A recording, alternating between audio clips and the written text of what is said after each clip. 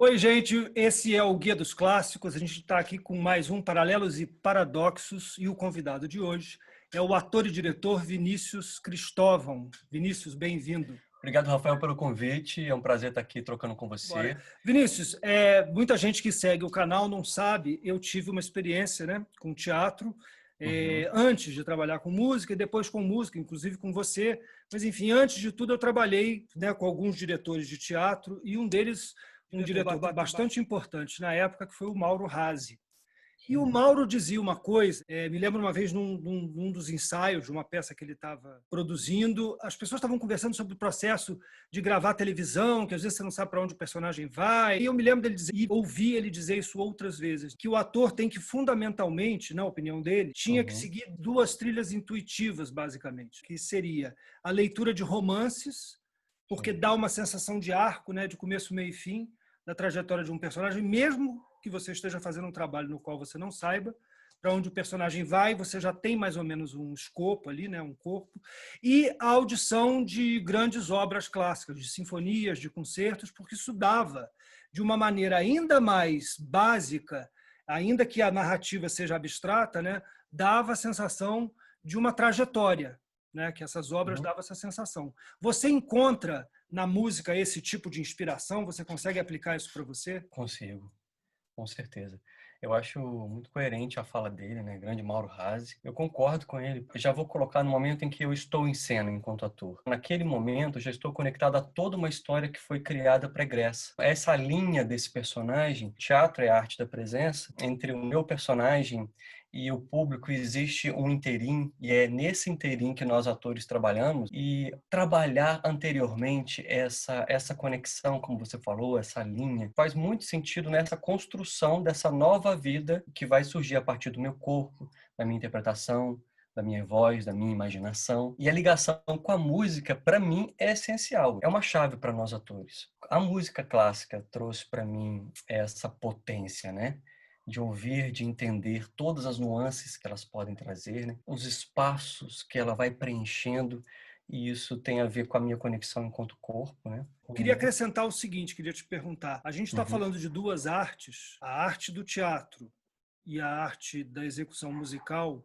Tudo bem, hoje a gente tem música gravada e a gente tem o cinema e a televisão, que, de certa forma, é a arte da atuação eternizada, né, num registro. Se a gente falar da execução musical no concerto, ou mesmo num show de um artista popular, e na peça de teatro, no acontecimento teatral, a gente está falando de duas artes que precisam do momento presente para acontecer. Eu sempre faço esse paralelo, enfim, é um paralelo horrível, mas vamos lá. Você vai ao Museu do Louvre, você tem lá a Mona Lisa, 700 japoneses na frente dela, tirando fotografia, né? Se algum maluco tirar um punhal e rasgar a Mona Lisa, ela está danificada para sempre. Ou como foi o caso do Museu Nacional no Rio de Janeiro, que incendiou e você perdeu aquele acervo. Simplesmente aquilo desaparece. Mas é impossível, virtualmente impossível, que uma sinfonia de Beethoven desapareça, ou que uma peça de Shakespeare, porque elas não estão congeladas no tempo, ou melhor, elas não estão materializadas, elas precisam acontecer sempre outra vez. Então a gente Sim. está falando de duas artes que precisam do tempo, eles precisam do momento presente. E você tem uma pesquisa e uma conexão muito forte com essa questão do agora. Eu queria que você trouxesse isso para a conversa. Sim, é a arte da presença. O teatro, eu acho que ele é ainda mais fino nessa conexão, porque depende daquele momento da troca do ator com o público. Porque a música, além de tudo, você tem muitas gravações também dela. Uma peça de teatro nunca vai ser uma peça de teatro gravada. Vai ser outra coisa, pode transformar no filme. Mas aí já não é teatro, já tem um anteparo de uma câmera, de um objeto. As pessoas que me assistiram no teatro, foi aquele momento específico. Foi aquela troca específica. Tanto que uma peça pode ser apresentada milhões de vezes, ela nunca vai ser a mesma peça. Justamente por causa do ator, porque a arte do teatro é do ator. Já você pega um audiovisual que é do diretor e também do montador. Eu já tive uma experiência no cinema que foi muito engraçado, porque o diretor estava lá me colocando dentro de uma conexão com o personagem e eu achando que eu estava fazendo uns movimentos assim, super poéticos. Aí falou, Vinícius, você está pegando seu olho. E aí, já afunilando para esse lugar da presença. Eu sou apaixonado por trabalhar a presença, assim. É uma coisa que tocou meu coração, a minha alma, Viver o agora é um exercício de vida, é uma missão estar aqui nesse momento do qual nós estamos conversando. É esse momento que eu estou.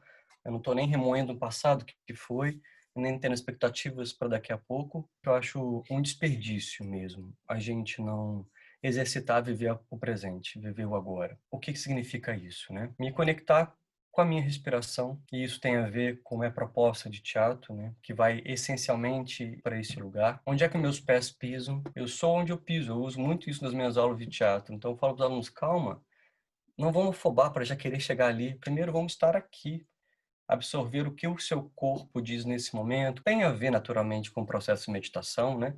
Eu sou meditador Vipassana, que é um estilo de meditação indiana em que você primeiro fica 10 dias em silêncio dentro dessa proposta e passa por uma técnica de respiração que mudou a minha vida. E a presença, aceitar a resiliência de viver esse momento presente. Eu estou aqui agora. E depois, com a leitura do livro da Eckhart Tolle, do Poder do Agora, eu comecei a adentrar por um caminho de autoconhecimento, de autodesenvolvimento, que a base é exercitar viver esse momento presente. Estabelecer uma conexão com as minhas faculdades, com o que eu tenho, tanto as minhas vulnerabilidades quanto as minhas virtudes, e entender que esse ser humano que sou eu é um misto dessas coisas e, sobretudo, Rafa, acho que além de tudo é ter compaixão, sabe? De aceitar o momento presente é ter compaixão sobre o que se vive aqui. Não estou falando para a gente aceitar as coisas, por exemplo, violência, isso nunca, de maneira nenhuma. Não é isso que eu estou colocando. É reconhecer o seu lugar nesse mundo aqui agora. E isso, claro que afetou a minha maneira de fazer teatro, me afetou a minha maneira de estar em cena, minha maneira de conduzir os processos para outras pessoas quando eu dou aula de teatro e trazer esses corpos famintos de criação, né? Esses atores que chegam, por exemplo, na escola de teatro, famintos, ou seja, instrumentalizá-los a se conectar com o momento presente, porque isso pode ser instrumentalizado. As pessoas acham que não, colocam isso de uma maneira muito longe, muito externa a nós, né? Muito holística, e colocam isso num lugar muito longe, sendo que isso pode ser instrumentalizado. Isso eu comprovei, eu estou comprovando através da minha pesquisa. Hoje eu faço mestrado na Universidade Federal de São João del Rei, em teatro, e a minha pesquisa é nesse lugar. É engraçado isso, né, Rafa? A gente decide sobre uma coisa e vai abrindo caminho, à medida que você vai caminhando, vai colando coisas na gente, né? Fala, olha, tem isso, olha, se relaciona com isso, olha, isso sou eu.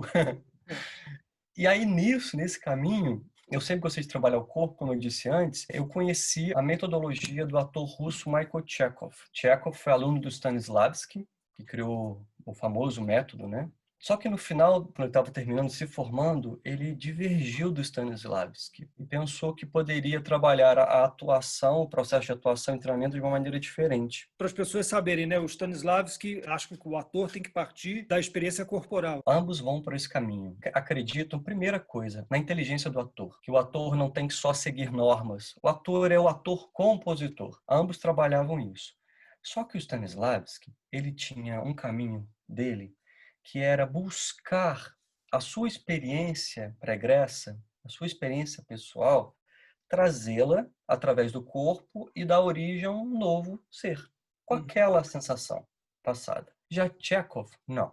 Não vamos olhar para trás. Claro que você é a sua experiência, mas não vamos olhar para trás. A gente vai construir aqui agora, nesse momento. Aí ele instrumentalizou uma série de técnicas simples e muito prazerosas. Aí, nisso, dentro dessa possibilidade do agora, o ator vai experimentando várias técnicas. Por exemplo, uma ferramenta que chama qualidade de movimento, que é nos colocarmos com o corpo, é o irradiar sempre. Eu estou aqui falando com você irradiando. Na troca, qualquer troca que a gente for ter nessa vida, e a gente trabalha esse lugar da presença, é necessário irradiar. É necessário irradiar. Se você quer falar com alguém, se você quer desenvolver um trabalho de oratória, ou estar diante de outras pessoas, é necessário irradiar. Senão você tranca e ninguém te ouve. Ninguém quer prestar atenção em você. Mas é diferente quando você se abre. E aí as pessoas olham para você, se conectam com o que você está falando. Essa, por exemplo, é uma ponta da técnica do Chekhov, que coloca nós atores em conexão com o nosso próprio corpo, com o cuidado de si. E aí eu trago Michel Foucault. Michel Foucault, o conceito-chave dele é o cuidado de si, que ele pegou isso do conceito dos gregos e trouxe uma roupagem contemporânea de lidar a vida como obra de arte. Tudo que eu faço se torna obra divina, obra de arte. Se conecta de novo com agora. Expandindo o que eu tenho, irradiando o que eu tenho, a pessoa recebendo. Você está falando da condução da energia, né? De como você conduz a sua energia. No seu caso, está relatando como ator, mas assim, o músico faz um caminho muito parecido. Ele precisa, da mesma forma como você falou, né? Irradiar. Um solista que vai chegar com o seu, sei lá, o seu violino no palco e tocar todo retraído, acanhado, baixinho, enfim. A carreira dele acaba ali. Enfim, a gente está falando de um estágio de emanação de energia que é necessário para qualquer atividade, até na política, enfim, se a gente for falar em outros campos. Você estava falando aí disso tudo e me remeteu para uma coisa. Você dá aula de teatro, você usa música para os seus exercícios. E qual é a percepção que você tem da função que ela pode ter para esse despertar, muitas vezes, do ator para uma determinada emoção ou para atingir um determinado estado? Eu uso, sim, a música, conduzindo o processo para os meus alunos, quanto ensaiando. O corpo do ator, o corpo do artista se conecta muito mais rapidamente e facilmente quando a gente coloca música. Isso é fácil. Mas também pode ser um perigo, porque ela é muito forte. Dependendo da música, vamos falar da música clássica, se eu coloco o Mozart numa situação, ela domina o ator. E o ator vai embora com ela. Porque nós somos esponja, né? A gente absorve tudo. Ainda mais uma grande inspiração como os grandes compositores, né, da música clássica, o ator vai embora. E às vezes é difícil trazê-lo de volta, porque a música leva a um estado rapidamente. Isso acontece com o ator, mas isso acontece com o espectador também. Eu Sim. sempre faço a conexão, o filme Psicose, aquela cena da banheira, que é uma cena famosíssima, né? Aquilo sem música perde totalmente Completamente, vira brega. Exatamente, porque todo o terror que vai se instalando no espectador, quem consegue criar a atmosfera de medo, de que alguma coisa errada vai acontecer, etc., é a música. A música tem ali um papel muito predominante. A gente tem até uma pergunta aqui que encontra com isso. O Canaã, eu acho que o Canaã é de Juiz de Fora, né? E o Canaã, se não me engano, ele é bailarino, um trabalho muito bonito na dança contemporânea. E pela primeira vez, eu me sinto livre.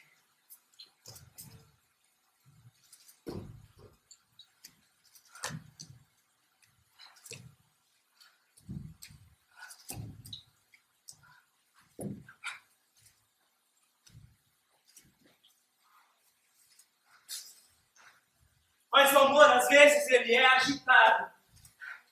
Então, eu me lembro que eu não sei nadar. Então, ele mandou duas perguntas que, na verdade, dá para a gente condensar numa só. Ele pergunta como a música clássica pode auxiliar na dramaturgia teatral e como a música pode exercer o seu papel fundamental sem servir de auxiliar para a cena. Primeira coisa, eu acho que tem que ter um papo muito honesto e muito entrelaçado entre o diretor e a pessoa que propõe o roteiro musical. Só fazer um parênteses, te interrompendo, mas fazendo um parênteses. Tem um fenômeno curioso, o momento em que a ópera surge, são famílias ricas em Florença, no início do Renascimento, que resolvem, Renascimento, trazer de volta as tragédias gregas, enfim, encenar aquilo. O Orfeu era uma coisa muito recorrente. Você tem vários compositores, dentre eles o Monteverdi. A tentativa ali era, enfim, investigar como se faziam as tragédias gregas. E a música estava presente, só que eles não tinham o texto musical, eles só tinham o texto das falas. Então, teatro e música estão conectados desde sempre. Estão conectados desde sempre e vão continuar. Me veio uma outra coisa na cabeça, Rafa, que o silêncio também é música. Sim. Mesmo que não tenha a música externada, tem esse silêncio que traz aquela atmosfera. E aí, respondendo também a pergunta do Cauã, a conversa entre o diretor e entre a pessoa que cria o roteiro musical eu acho importantíssima, porque isso tem que entrelaçar, não tem que servir mesmo só como auxiliar. É um desperdício utilizar a música só para ter lá de fundo. Eu acho muito importante que quando tem a música, o entrelaçamento entre a música e a atmosfera proposta, eu acho lindo quando acontece. A música entra e vai criando aquela atmosfera e vai levando a gente, e a nossa imaginação vai junto, né? A música amplia.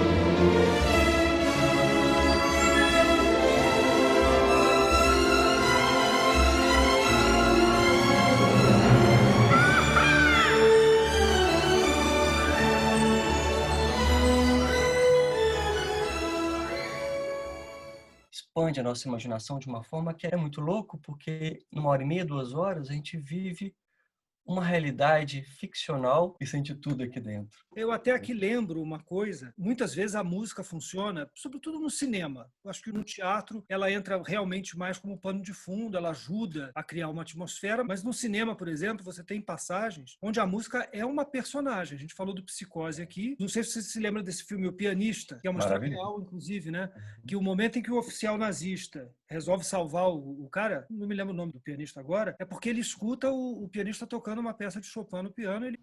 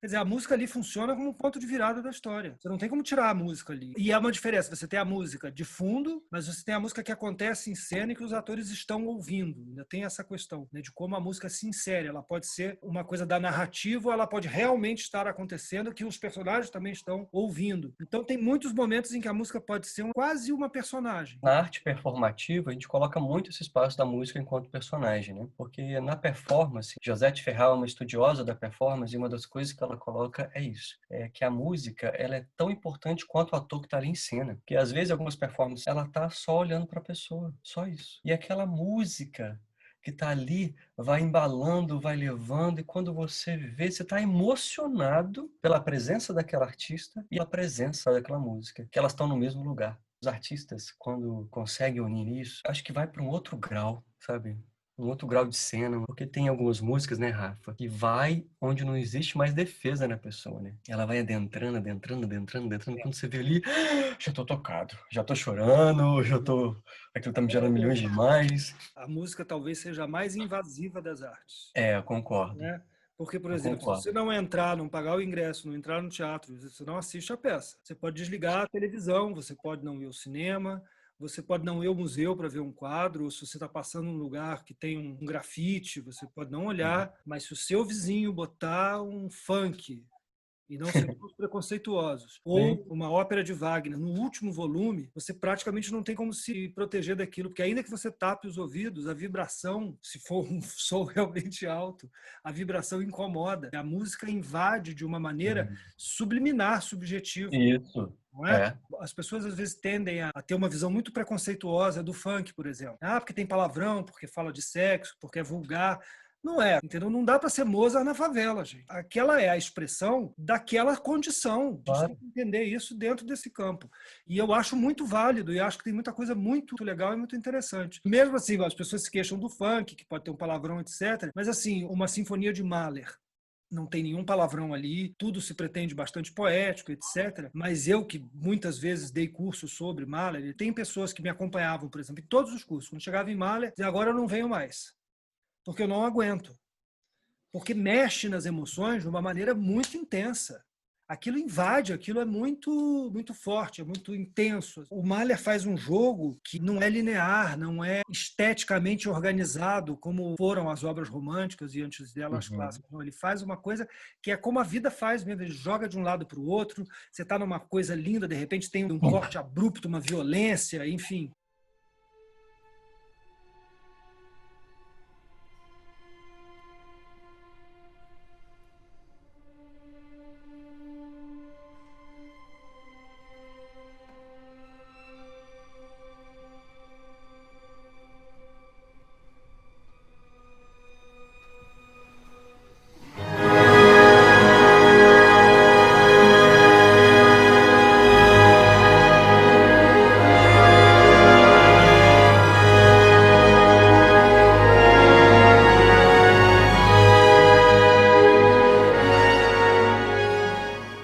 que é o que a vida faz com a gente, né? Ela leva a gente dessa maneira. A gente não tem muita proteção para o momento seguinte. Voltamos aqui a falar do agora. Se a gente não está presente, né? A gente está sempre sendo surpreendido com o próximo passo? Não, tudo pode acontecer a qualquer momento, né? A maior premissa que a gente tem, né? A gente não vai durar para sempre. Então, assim, a maior premissa é que a constante da vida é a mudança. Isso também vai passar. Esse momento que a gente está aqui, o próximo momento em seguinte. São duas frases que eu tenho tatuadas, acho, só por agora, e isso também vai passar. São duas frases que, para mim, juntas se tornam o meu poder, vamos dizer assim, sabe? Só por agora, eu tenho esse momento. E essa é a verdade. Agora, eu também não vou desperdiçar esse momento, porque isso também vai passar. É um exercício de vida e para mim traz muita consciência. Eu levei isso para o teatro, levei para tudo na minha vida. A minha conexão hoje, além do teatro, ela se entrelaça com a ciência espiritual antroposófica. Eu sou um estudioso e prático da antroposofia. Eu trouxe um dos conceitos e práticas da antroposofia, que é a euritmia, para o teatro, né? Rudolf Steiner, o criador da antroposofia, ele foi casado com a Marie Steiner, que era uma atriz. Ela tinha uma companhia de teatro e ela desenvolveu essa técnica que chama euritmia e a arte da fala. São duas técnicas para o empoderamento desse lugar criativo do artista, para que ele se conecte com a sua própria voz, consiga trabalhar os meandros, não só foneticamente, mas também a potência da energia dessa própria voz. Tudo isso voltado, né, Rafa, e voltando para exercitar esse momento presente. Eu falo muito sobre isso, mas é porque eu acho que isso é tão importante. É tão fundamental, você tem razão. Para todos nós, que a sociedade hoje é uma sociedade doente, egóica, cada vez mais a publicidade impulsiona isso, que a nossa felicidade está sempre externa, está sempre lá longe, eu preciso adquirir aquela roupa, aquele carro, aquele namorado, aquela namorada, tudo lá. Ô Vinícius, falando nisso, estamos ambos nesse momento em cidades do interior, né? Eu aqui em Rio das Flores, você aí em São João del Rei, um fenômeno que no Brasil, inclusive, em outros países do terceiro mundo também, a produção artística, que já tem as suas dificuldades para acontecer, está sempre centralizada nas capitais, nas cidades mais ricas. Juiz de Fora é uma cidade maior, onde você tem uma atuação importante. Mas aí em São João del Rei, inclusive, me lembro um espetáculo que a gente montou juntos lá no Rio, que é as Cartas Musicais. Você chegou a fazer em São João del Rei. Há espelhos de corpo inteiro por toda parte. Os móveis são dourados e em todos os cantos vêem-se 2 ou 3 criados. Mas não me parece, mamãe querida, que as pessoas que moram em Versalhes tenham muita ideia do que seja a vida em Paris. Nas ruas, vemos mais mendigos do que em qualquer outro lugar do mundo. E aí eu vou encaixar aqui uma pergunta, tem um participante do canal que sempre manda perguntas muito interessantes, que é o Lucas Silva. E o Lucas perguntou pra gente assim, ó, há como nos dias atuais, aí encontra com a iniciativa que você teve em São João del Rei, por isso que eu vou jogar a pergunta agora. Há como nos dias atuais despertar o interesse na arte da ópera, que reúne música e teatro, em um país como o Brasil? Seria ela hoje um gênero fadado a sobreviver somente nos círculos eruditos? Você, posso usar o verbo luta, você luta, para expressar a sua arte aí em São João del Rei, lá em Juiz de Fora. Ele está falando exatamente disso, né? Dessa dificuldade. Ele também não está num grande centro, nem em São Paulo, nem no Rio, nem em Brasília, enfim. Ele está falando da ópera, mas a gente pode espalhar isso para as expressões artísticas mais sutis, mais sofisticadas. Como, num país tão grande, nessas pequenas cidades, a gente pode conseguir fazer alguma coisa? Uau, são várias perguntas aí, né? Vamos lá. Vamos falar aqui um pouco da ópera. Ela é um estilo que vai permanecer, mas não é um estilo com foco na atualidade. Eu vou te falar que isso é São Paulo, né, Rafa? A ópera está em São Paulo, né? Inclusive, o Teatro Municipal de São Paulo tinha uma agenda de óperas em 2020, né, antes da pandemia, que era muito grande, né? São Paulo e Buenos Aires são as únicas cidades da América Latina que tem uma produção operística que você possa dizer que é temporada.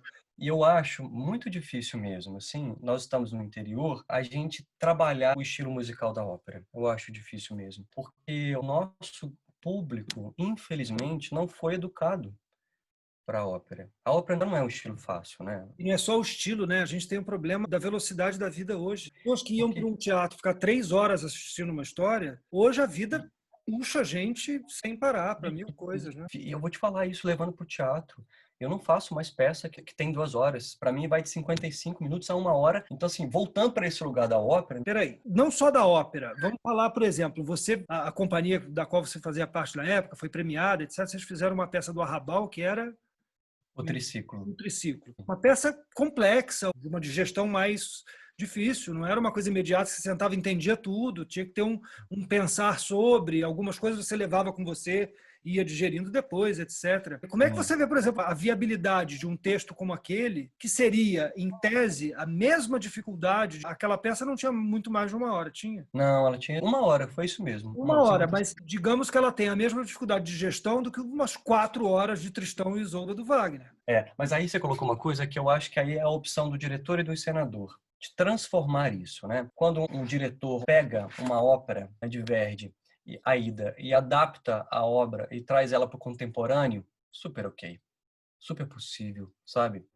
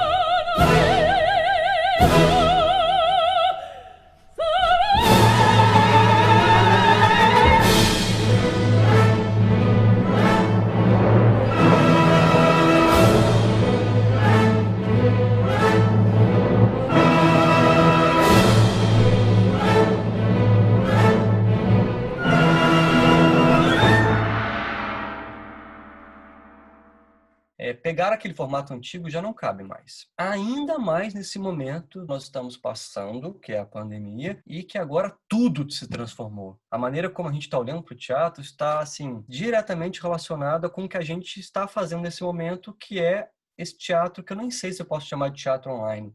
Eu ainda tenho minhas dúvidas sobre isso. Nós, artistas, não estamos podendo estar em contato com os nossos públicos, claro, naturalmente, pela saúde, mas o que isso causou, sabe?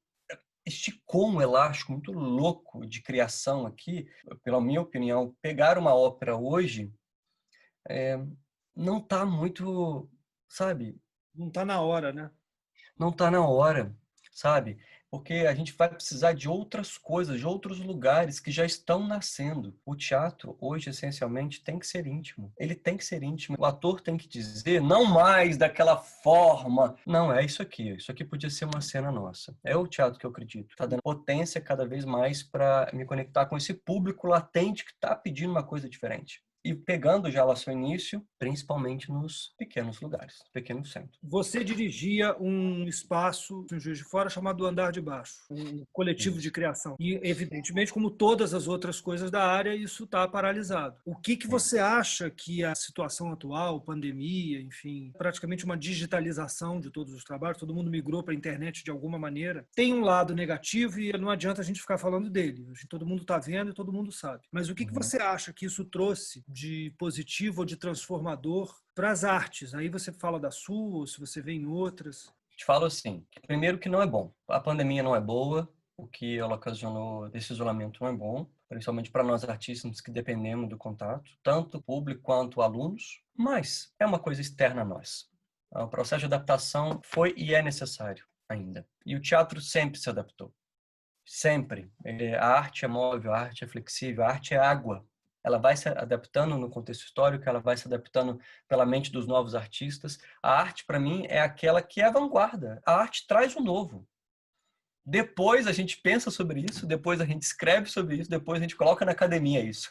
Mas antes disso, ela estoura de uma nova forma. Então, assim, a forma online foi a forma que nós artistas encontramos de continuar afetando o nosso público. E continuar criando para alimentar nossa alma. Que é isso. Eu, Vinícius, quando paro de criar, eu entro em depressão.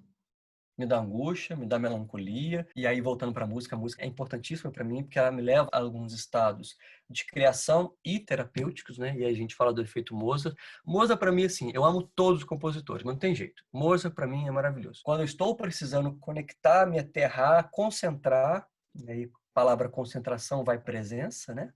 Você falou do Cartas Musicais, Notas Pessoais, que foi o projeto que nós iniciamos lá no Teatro Leblon, né? E fizemos alguns compositores. Mozart, para mim, que é o roteiro Mozart e Seu Pai que você fez.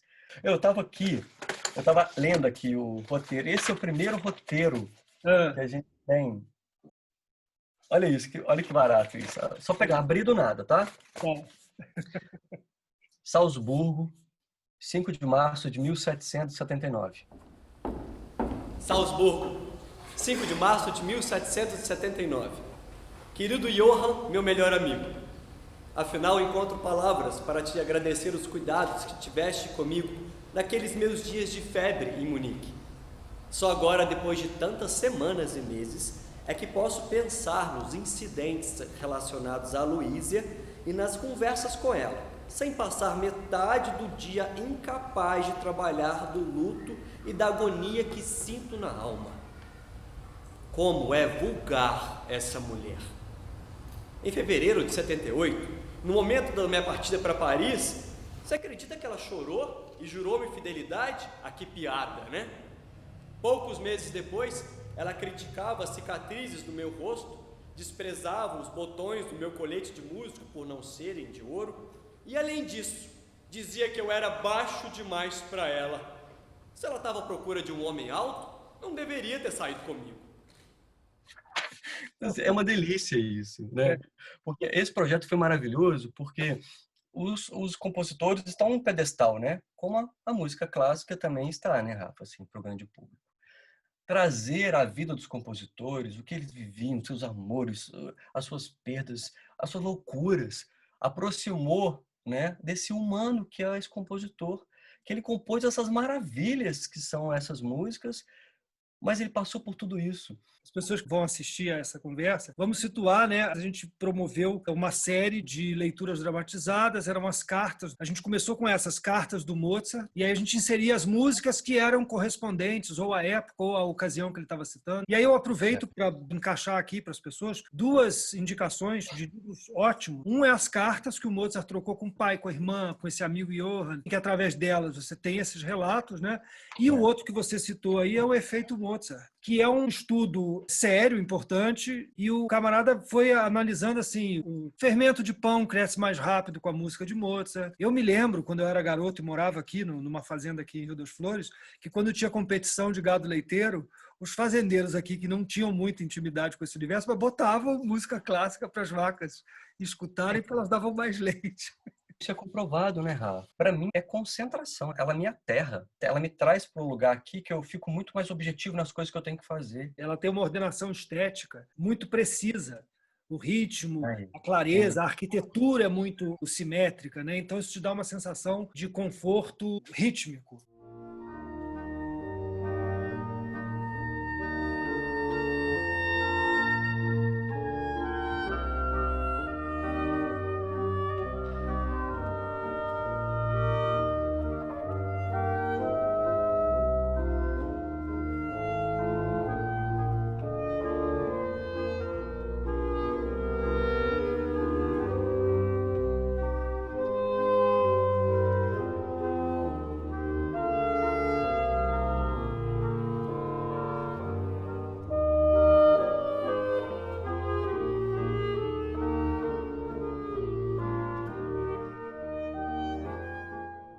E ela não é, como a música depois vai ficar no período romântico, e depois, enfim, vai para outros lugares, ela não tem muitos arroubos, ela te conduz com calma. Por exemplo, Beethoven me traz esse outro lugar já. O Beethoven já me coloca no outro lugar. Ele me coloca numa grandiosidade.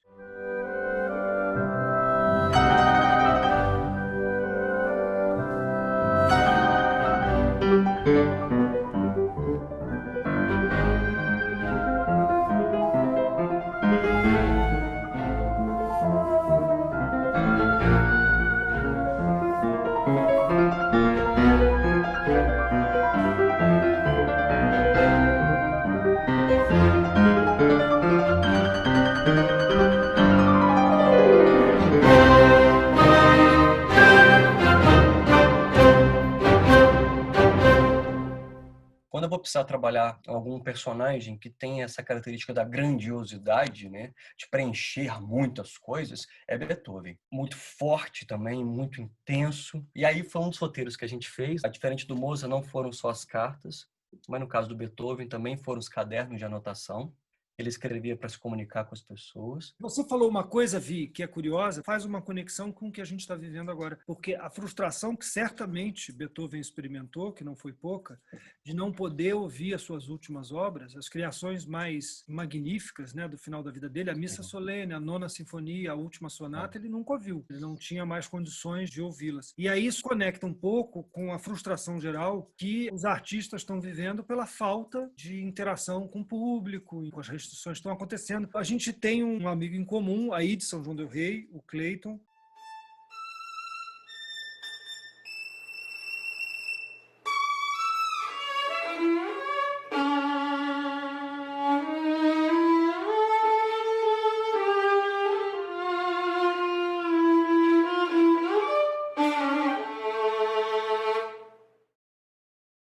Ele mandou uma pergunta super interessante. A pergunta dele se subdividiu em 3 partes, eu vou tentar condensar aqui para ele. Você acha que pós-pandemia a arte será consumida da mesma forma que está sendo consumida no isolamento? Porque o acesso está gratuito, imediato, fácil. Será que teremos mais importância depois que tudo isso passar? Será que seremos mais valorizados e considerados essenciais ou passageiros? Eu entendo bem o que ele está dizendo, né? A gente estava passando por um momento, sobretudo aqui no Brasil, de muito desapreço pela produção artística, pela cultura. Aí a pandemia veio e mesmo essas pessoas que ficavam bravejando, Lei Rouanet, não tem a menor ideia do que é uma Lei Rouanet, qual é a função dela, como é que ela funciona, mas as pessoas ficavam arrotando essa bobagem como se pudessem atacar uma coisa, um sistema, sem colocar outro no lugar. Só com a pandemia que as pessoas se deram conta da importância de você ter um espetáculo, ainda que improvisado, as pessoas fazendo das suas casas. A gente viu aí músicos fazendo das suas varandas, às vezes, né, para as pessoas do seu prédio. Só aí se deu conta da importância da arte. A reflexão dele é interessante. Será que depois que isso tudo passar, esse caminho fácil e que acaba sendo muito mais econômico, menos dispendioso, vai se impor? Eu espero que esse momento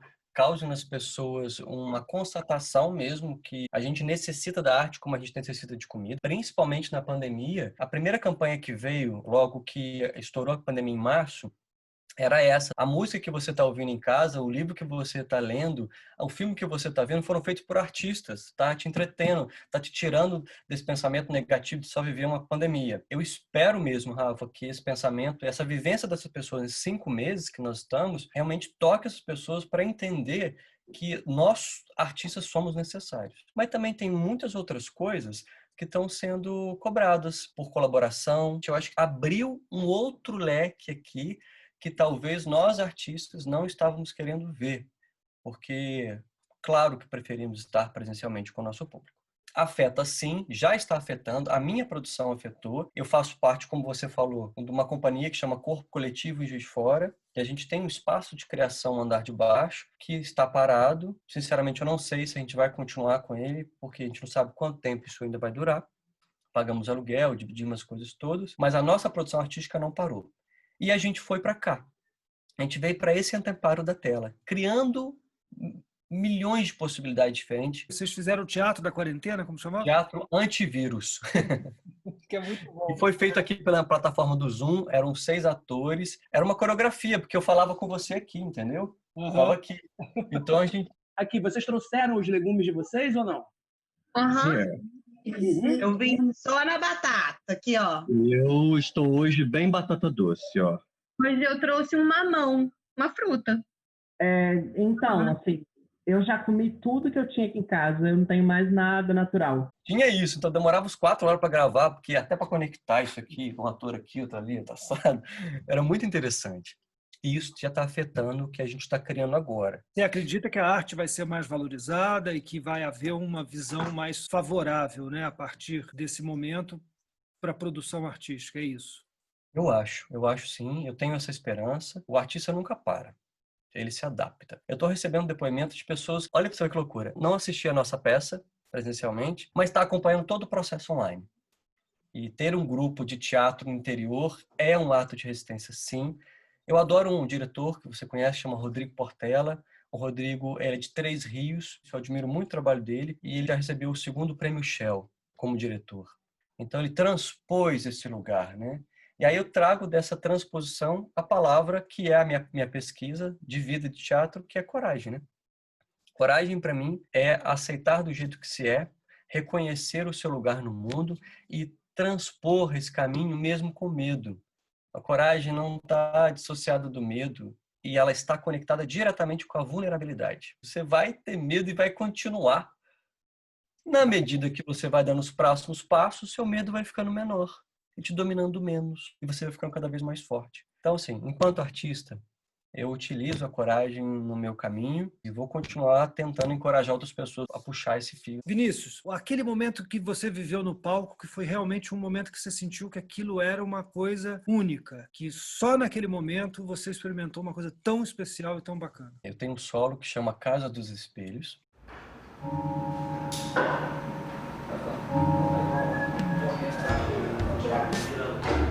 Os espelhos me são indispensáveis porque eu vivo da minha imagem. Que significou para mim uma mudança de vida. Foi quando eu saí do Rio de Janeiro e aí voltei para Minas. E aí eu estava quebrando todos os meus espelhos, todas as coisas que eu achava que eu era. Eles estão sempre aqui, olhando para tudo. Eles sabem de tudo. Colaborava com as despesas da família, vendendo caras, sorrisos e roupas. E dentro de um padrão a ser seguido, ele se destacava. Vivia como expositor de imagens, sentimentos e afins. E aí o Roussan Fadel, que é o diretor e dramaturgo da nossa companhia, me propôs esse texto em 2013. E aí eu peguei esse texto, que foi o meu primeiro solo, e para mim foi um processo muito forte que me fez me tornar uma pessoa mais coerente comigo mesmo. Eu digo isso porque isso foi para a cena.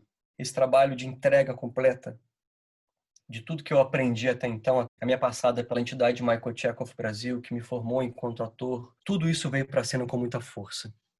E aí, nesse momento, eu te falo do processo, que foi um processo que eu senti, poxa, eu sou ator mesmo. Não tem como fazer outra coisa na vida. E aí a Casa dos Espelhos me gerou esse lugar. Eu falo com os espelhos em todos os lugares. Como são muitos, a conversa fica repleta de ouvintes. Teve um momento específico. A Casa dos Espelhos é de um personagem que é vítima do seu próprio reflexo. É um Narciso contemporâneo. Ele se prende ao espelho. Os espelhos são os únicos amigos da vida dele. Só que ele vai envelhecendo e o espelho vai mostrar para ele que ele está envelhecendo. O espelho não mente. E ele começa a enlouquecer. A Casa dos Espelhos acontece, eu estou no centro e a Marina completa em volta. Tem uma cena em específico, ele faz uma coisa que é mais ou menos assim. Ele vai contar ao mito do Narciso, que Narciso mergulhou os braços nas águas. Narciso mergulhou os braços nas águas para tentar abraçar aquela imagem que não parava de se esquivar. Para tentar abraçar aquela imagem que não parava de se esquivar.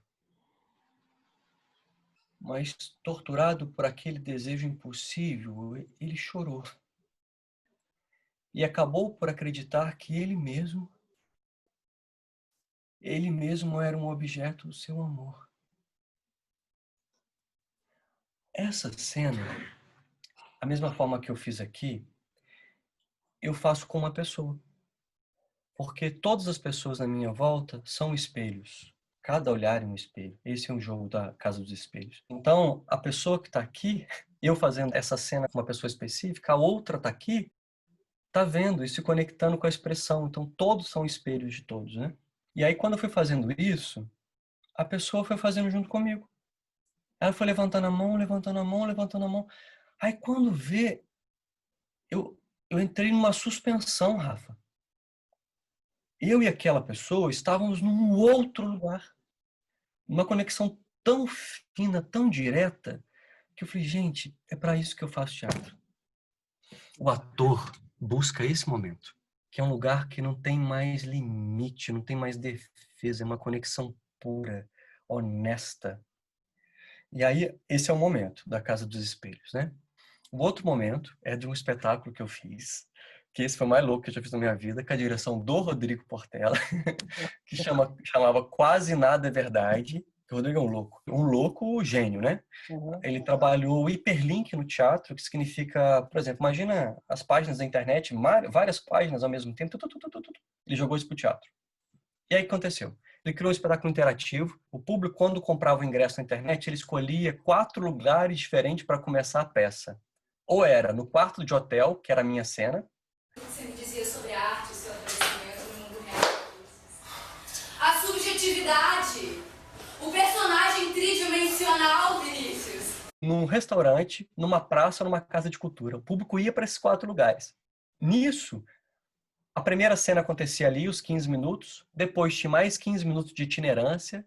O que acontecia? O público entrava no meu carro, eu com personagem, dirigindo por Juiz de Fora, e o público comigo, 4 pessoas comigo. Eu tinha texto, Rafa. Eu tinha texto do momento que eu saí do hotel até o momento que eu chegava na casa de cultura, porque todo mundo se encontrava lá. Tinha gente que, enquanto isso, estava nos outros lugares?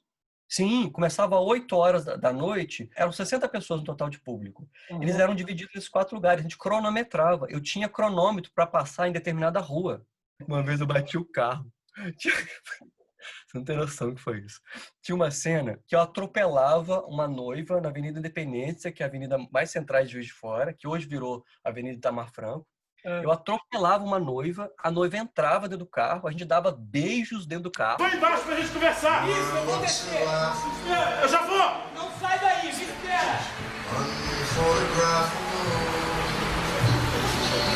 Yet you're my favorite work of art. As pessoas começaram, elas já sabiam o tempo certinho, me esperava para eu chegar com o carro para ver isso na rua. Aí teve um dia que eu saí muito rápido, porque eu atrasei com a noiva. Eu não sei o que aconteceu comigo, eu bati no carro. Aí apareceu polícia. E a peça acontecendo. A polícia foi junto comigo para a peça. O policial, pelo amor de Deus, eu tô dentro de um espetáculo, isso aqui é cena. Aí foi, então tá bom, então eu vou te acompanhar. Veio uma viatura junto comigo. Eu entrei na Casa de Cultura em Juiz de Fora, os policiais entraram atrás. Rafael, foi a coisa mais louca da minha vida. É porque quebrou o Vinícius, ator de palco, sabe? Quebrou. Aí todo o meu medo que eu tinha de me adaptar ou para o cinema, né, que é essa, vamos colocar, o volume da interpretação de 1 a 10. Teatro é 7, 8, 9, 10, dependendo. Cinema é 1, 2, 3. Eu tinha medo, às vezes, de ir pro cinema e audiovisual, porque eu era um ator de teatro, eu sou um ator de teatro. Depois disso, eu posso fazer qualquer coisa. E me colocou quanto ator com poder, assim, sabe? De conectar com o público, vivendo uma história super louca. Do Quase Nada é Verdade, tinha música? Tinha. Qual? Tinha música. Tinha, por exemplo, a minha música era My Funny Valentine. My funny Valentine, sweet comic Valentine, you make me smile with my heart.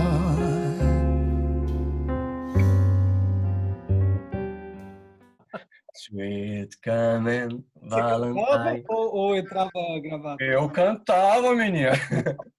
Assim, só essa parte. Era a música do meu personagem. O Rodrigo Portela é um diretor que dá muita atenção para a música. E as músicas não são gratuitas.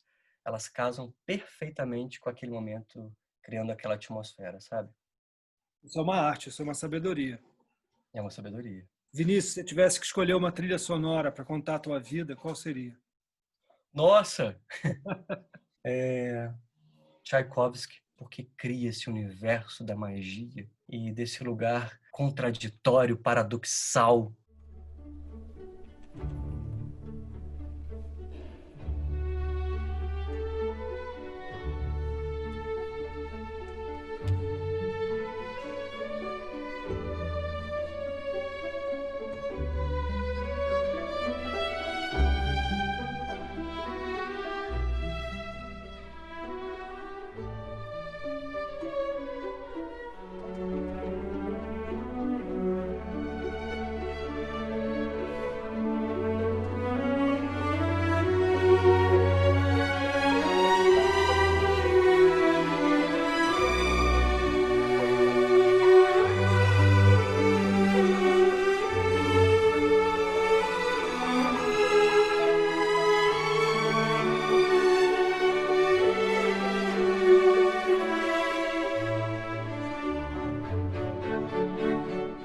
para mim. Uma vez comprou um violino, se você andou estudando ele recentemente, ou largou para lá. Então, eu entendi que precisa de muita dedicação, muito trabalho para tocar violino. Eu aprendi a tocar Little, Little, Little Star, mas assim, não passei muito disso, não.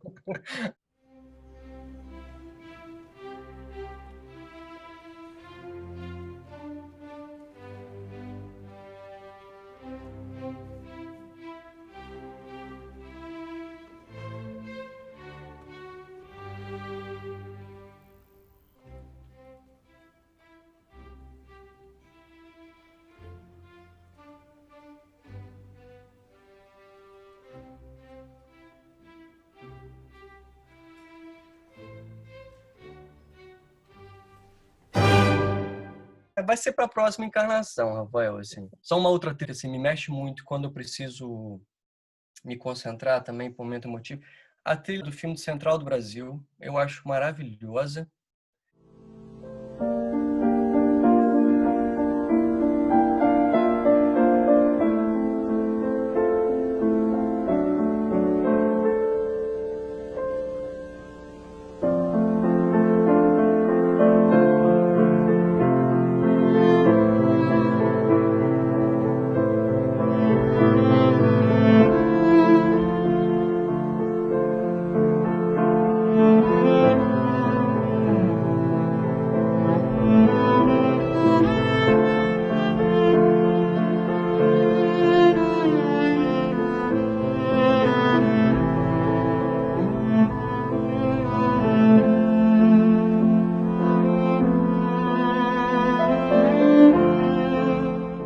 Para mim, uma das trilhas mais bonitas criadas para o cinema brasileiro.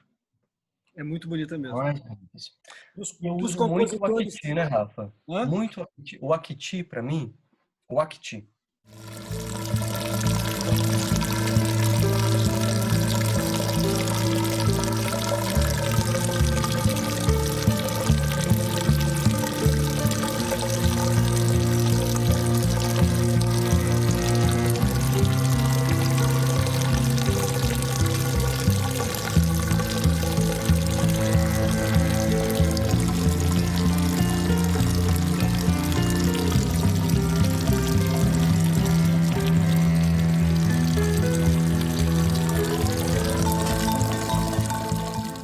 Ele traz para mim um universo de trabalho criativo, assim.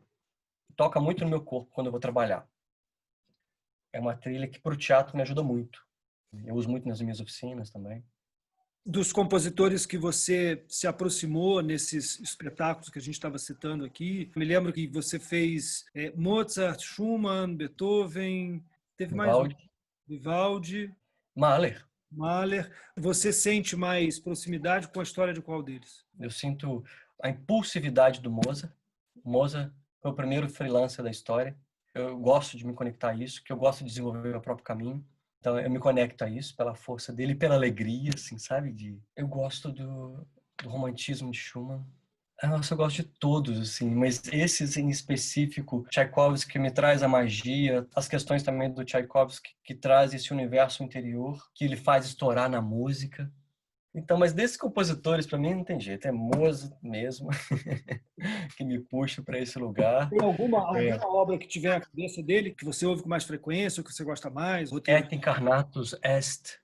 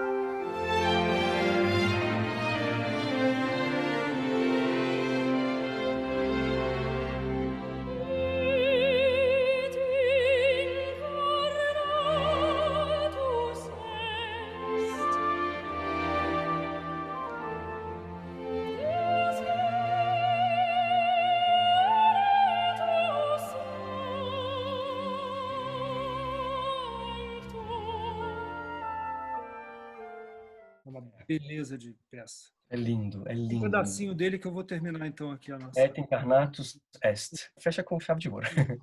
Vai ser comigo que eu vou fechar. Obrigado, Vi. É isso, Rafa. Obrigado a você. Esse papo delicioso, essa troca maravilhosa. Bora coragem para continuar criando, para transformar a vida das pessoas. É isso. Obrigado, foi maravilhoso. Obrigadão, Vi. Beijo para você.